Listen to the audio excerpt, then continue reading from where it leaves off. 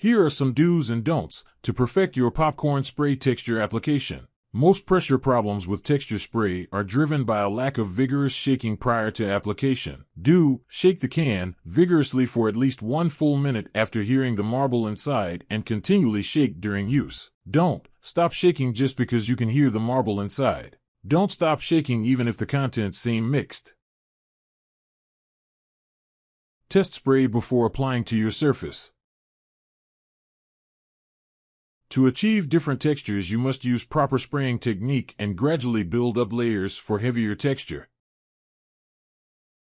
Do: hold the can 12 to 18 inches from the ceiling and slightly away from the body. Don't: spray too close or too far from the surface. This will result in little texture adhesion or poor texture results. Don't spray directly above you.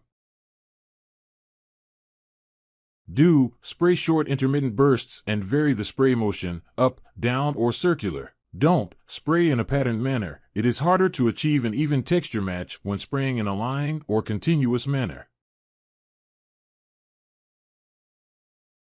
Do: light layers, gradually building up your texture application to your desired texture weight. Don't: spray one continuous heavy layer to try and achieve a heavier texture weight.